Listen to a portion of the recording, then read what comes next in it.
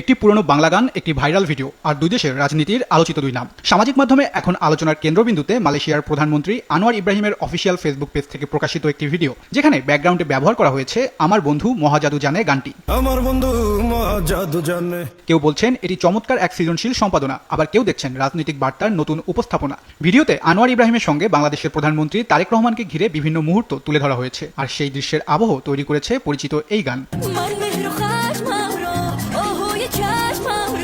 আমার বন্ধু মহাজাদু জানে গানটি বহু বছর ধরেই বাংলা সঙ্গীত প্রেমীদের কাছে একটি পরিচিত সুর। সময়ের সঙ্গে সঙ্গে গানটি বিভিন্ন রিমিক্স, শর্ট ভিডিও, মিম ও ভাইরাল কন্টেন্টে নতুন জীবন পেয়েছে। বিশেষ করে সামাজিক যোগাযোগ মাধ্যমের যুগে গানটি নতুন প্রজন্মের কাছেও জনপ্রিয় হয়ে ওঠে এবং নানা ধরনের কন্টেন্ট নির্মাতারা এটি ব্যবহার করে থাকেন।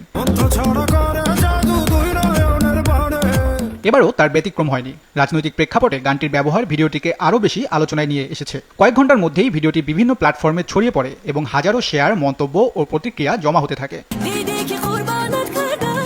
সামাজিক মাধ্যমে এখন শুধু ভিডিও নয়, আলোচনায় রয়েছে গানটির কথাও। কমেন্টে অনেকেই বলছেন গানের সাথে ভিডিও এডিটিংটা হয়েছে দারুণ। আবার অনেকের মতে পুরনো একটি সুর কিভাবে নতুন প্রেক্ষাপটে আবারও মানুষের আগ্রহের কেন্দ্রবিন্দুতে আসতে পারে, এই ভিডিও তারই একটি উদাহরণ।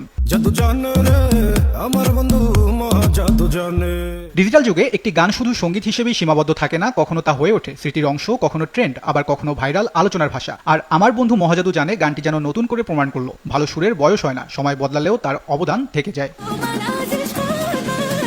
Tahsin Khalid, SATV digital.